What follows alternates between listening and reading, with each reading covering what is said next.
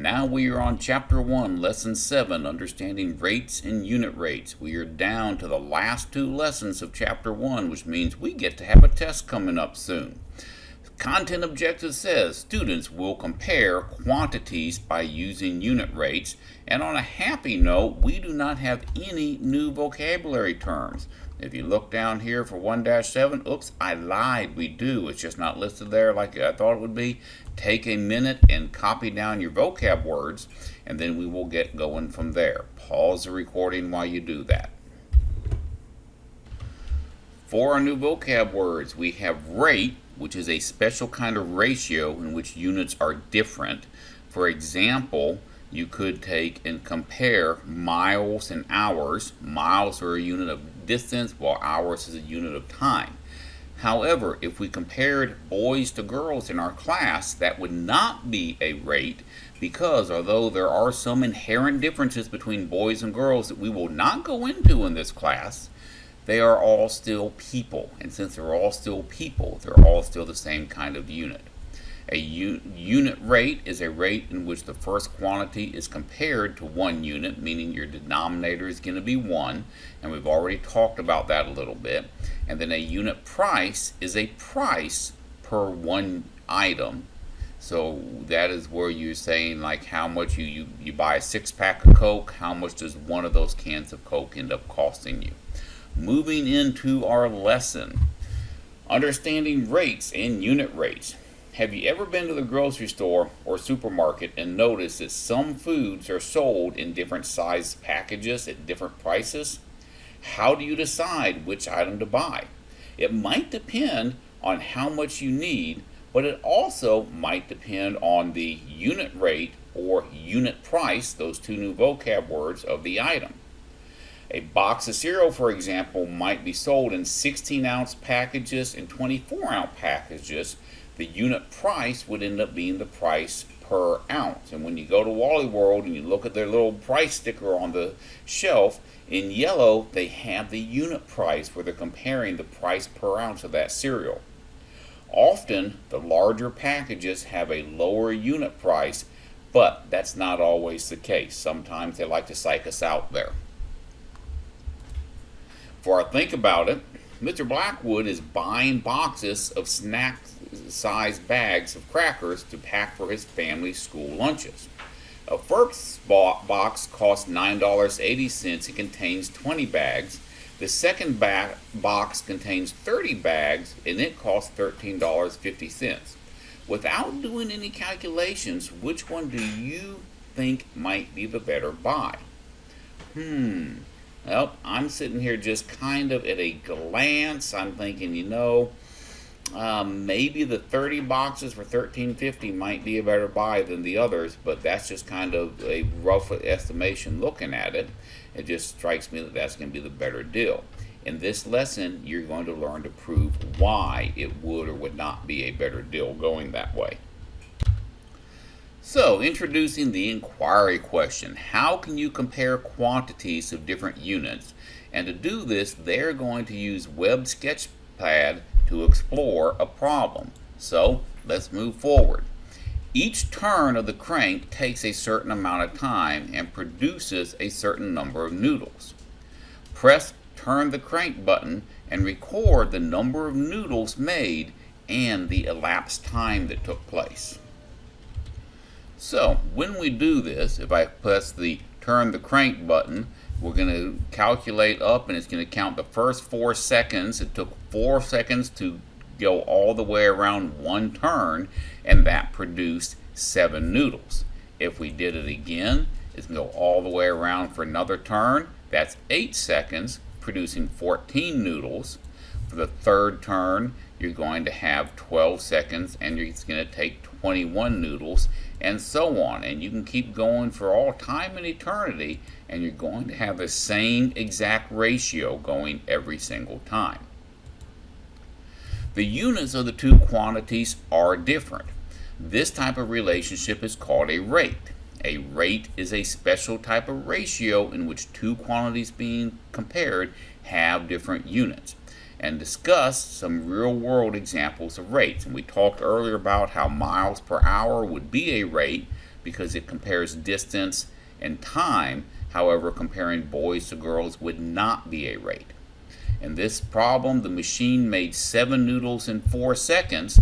This is a constant rate. What do you think a constant rate means?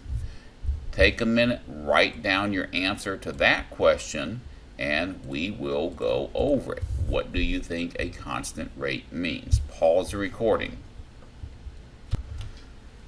Well, a constant rate would mean that for every 1 turn of the handle, you're going to get 7 noodles out, and it's going to take another 4 seconds. Every single rotation is the same exact rate.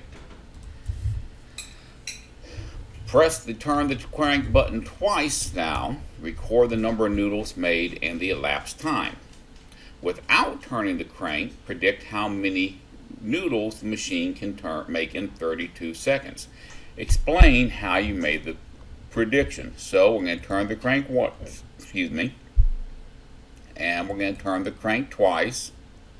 And with that, we have found that in 8 seconds we made 14 noodles, and they want us to be able to figure out how many noodles we're going to make in 32 seconds. So to solve that problem, I'm going to use some of the skills that we learned in our last lesson, where I'm going to take and compare. I've got, need to get my pen going again here. I've got 14 noodles out of 8 seconds. We want to get it to where we have got 32 seconds involved and find out how many noodles that's going to be. So we're going to ask ourselves 8 times what number is equal to 32. That is, of course, going to be 4. And therefore, we can go 14 times that same number 4 is going to end up becoming, well, let's see, that's going to be 56, I believe. So your N value, your number of noodles produced, is going to be 56. So, with all that going, we have also found that the machine made 7 noodles in 4 seconds. How can you find the number of noodles it could make in 1 second? The rate of noodles per second is going to be called the unit rate, because the denominator is going to be 1. So how would we do that? Well, let's go back to our slate here, and we're just going to slide our board up to where we have a little more space to work. And right now we know that it makes 7 noodles in 4 seconds, and we want to take and divide by some number so that our denominator is now going to be 1 second. 4 divided by what is 1? Well, that is going to be 4, and if I do it on the bottom, I have to do it on the top. And we're not going to solve this. The problem didn't ask us to solve it. It just asked how, and the answer of how would we do it? We would divide both 7 noodles and 4 seconds by 4, and that would give us a denominator of 1, otherwise known as a unit rate. Now, once again, our inquiry question doesn't appear to be working, so we are going to skip this one and move on to the next resource. I was wrong, it did work. Go ahead and pause your recording, answer this question, and submit it, please. Alright, I typed in my answer that says, by finding the unit rates of both quantities, you can then make a reasonable comparison between them to see which is a better deal, fastest, slowest, etc. What did they say that we should have said? Well, they came up with you can use rates and unit rates to compare quantities with different units. Now let's dig a little deeper into understanding this concept of a rate and a unit rate.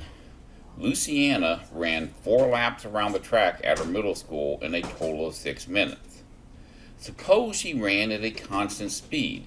The bar diagram shows the relationship between the number of minutes, 6, and the number of laps, 4. The ratio of the number of minutes to number of laps is going to be 6 to 4 because the units, minutes, and laps are different. This kind of ratio is going to be called a rate. Remember, a rate is defined as a special kind of ratio in which the units are different. Minutes and laps are totally different kind of ratios. Moving to the next slide. Find the number of minutes per lap. To find the value of each section. Now to do that, they took and they divided 6 by 4 and got 1.5. Let's take a look at how they did that. Now, if I was doing it, I would set it up as a fraction problem. I don't really like how they did it because we are looking for unit rates. So the ratio we had was 6 over 4, and they're going to take and divide both the top and the bottom by 4. Of course, 4 divided by 4 is 1, and now I'm going to come off to the side and do my long division. 4 goes into 6, 1. 1 times 4 is 4. That leaves 2 left over. Annex in your decimal and your 0 with your decimal going up and your 0 going down. 4 goes into 20 5 times, with 5 times 4 being 20 and nothing left over. So what do you have? You've got, remember, you have minutes on top, you have laps on the bottom. So 1.5 minutes per 1 lap is the ratio they came up with. Once again, this is a unit rate, and we're not going to define it again because we've defined it a whole bunch. If Luciana's unit rate in minutes per lap is 1.5, how long did it take her to run each lap? Well, what is 1.5 minutes? That's 1 minute 30 seconds, because 0.5 is half a minute. Half a minute is going to be 30 seconds. Now,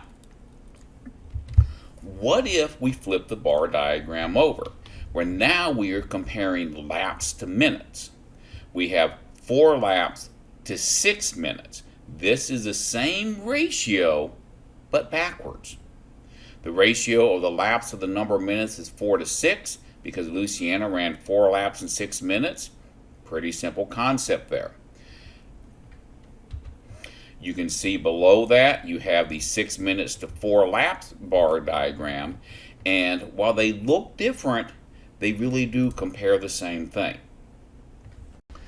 Now the book really wants you to step up your game. To find the number of laps per minute, you're going to have to do some pretty ugly division. Now they've got the way they showed their work there, which it's kind of fuzzy here, so let's take a look at how they actually came up with those numbers. So I've got my slate going here, and this time I'm comparing, whoops, let me get my marker going. I'm comparing 4 laps to 6 minutes, where my laps are on top and my minutes are on the bottom. To get it down to a unit rate, I have to divide by the top and bottom by 6, which is going to look like this.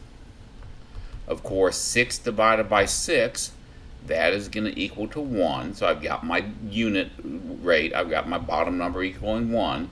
But then I have this other thing, 4 divided by 6. That's not going to be quite so pretty. Now you could write it as a fraction, 4 divided by 6. And if you simplify that fraction by dividing by 2 over 2, which is the largest number that goes into 4 over 6, you get 2/3. So what do we have here? We have 2/3 of a lap, because the laps are in the top row, per 1 minute. So in each one of the minute boxes, they wrote 2/3 of a lap, because in each 1 minute time section, they traveled 2/3 of a mile, or 2/3 of a lap. I do know it gets pretty complicated when you're looking at something like this, where you have a fraction and a fraction, but we're stretching your minds, we're making you think deeper. You can get this. Use a table. The table summarizes ratios, rates, and unit rates. So, in words, a ratio is a comparison between 2 quantities in which for every A units of one quantity, there are B units of another quantity. Units can be alike or different, so we can compare boys and girls, and that's okay for ratios. However, in a rate, your units have to be different. Now we cannot compare boys and girls because boys and girls are all people. We can, however, compare minutes to laps because minutes is time, laps represents a distance measurement, 2 totally different concepts. And finally, a unit rate is a rate in which the first quantity given for every unit, 1 unit of the second quantity. In other words, that denominator is going to end up being 1. Examples: 1.5 minutes per 1 lap, or 2/3 lap per 1 minute. For talk about it, which unit rate, minutes per lap, or laps per minute would be the most helpful if you wanted to predict how many minutes it would take for Louisiana at that rate, to run 5 laps? I'm thinking for that one we would want to have laps per minute, because then minutes per lap, because that compares the number of minutes for 1 lap. So I just have to multiply the top and bottom by 5 to find out how many minutes I would have for 5 laps. Now let's work on finding some unit rates. A scientist studying hummingbirds recorded that a hummingbird flapped its wings 1,590 times in 30 seconds of normal flight. Assuming a constant rate, how many times did the hummingbird flap its wings per second? Why might a bar diagram not be the best method for finding a unit rate? Well, do you really want to do 1,590 sections of a bar diagram? I don't. So let's move forward to find a better way. So the textbook decided they were going to use a ratio table. And for the ratio table, you can see they have an unknown number of flaps for 1 second, and they want to compare that to 1,590 flaps in 30 seconds. Moving forward from there, they divided top and bottom by 30 to find out how many flaps they'd get for 1 second, which is of course going to be 53. Now once again, I'll pause and show you how I would actually do that. So working this as a unit rate, I would have written that as 1,590 over 30, where of course you're going to have flaps is going to be the top and seconds is going to be the bottom. I'm going to divide top and bottom number by your second number, which is 30. And when you do that, 30 divided by 30 is of course going to be 1. And then for the 1,590, so I got 1,590 divided by 30. Now remember, I can take that decimal and move it here and here. So now I'm dividing 159 by 3, which is easier. 3 goes into 15 5 times. 5 times 3 is going to be 15 with nothing left over. Bring down your 9. 3 goes into 9 3 times. 3 times 3 is 9. And that is where they got the 53-to-1 ratio that they put in their box up here. Moving on to our next slide. The hummingbird flaps its wings 53 times per second. This is showing your work though, guys. Okay, you can't just take and go boom and stick a 53 in there. You're going to have to give me some good solid work showing me how you got there. I will even allow you to do the table box and show where you divided both by 30 and not do this part, but you still need to show me that long division right there. Moving on to our next slide. Now we're going to take and solve the same exact problem using the equivalent rates. The last set we did using a table. Now instead of using a ratio table, we're going to use the equivalent rates. And guess what? It works the same exact way. So you can take and see where they took and slid through here. They came up with some magic math. They said that because 30 divided by 30 is 1, you would be dividing 1,590 by 30 to find the value of S. And you can see over here, and if I can work around Sharu, who decided he needed to get in my lap, that here's that same problem. Instead, we're going to work it to where we're going to take exactly what you see here. I divided 30 by 30 on the bottom, and because I divided 30 by 30 on the bottom, I had to do it on the top as well. That gave me the 53-to-1 ratio. You had my grunt work over here to do that with, and that is the reason you have the same exact answer of 53-to-1 no matter what. So how many flaps per second is it going to be? We type in our 53 and we hit our check, and boom, it checked properly. Very good. Moving forward from here, our talk about it. At this rate, how many times would a hummingbird flap its wing in 2 minutes? Justify your response. Well, to justify my response, I'm going to go back to the problem I had where I'd set up right here that it was, whoops, get my marker back, it was 53 times in 1 minute. I need 2 minutes, so I'm just going to multiply the top and bottom by 2, and that's going to give me 106 times in 2 minutes, and that would be justifying my answer right there. For our last slide, or check it, let's see if it's going to work. And it did not work, so we're going to have to skip this one. Sharoo's being a terrible nuisance here. We are going to stop the lesson at this point and start with section 2 here shortly. Come back and watch it so you can keep learning the great things about unit rates.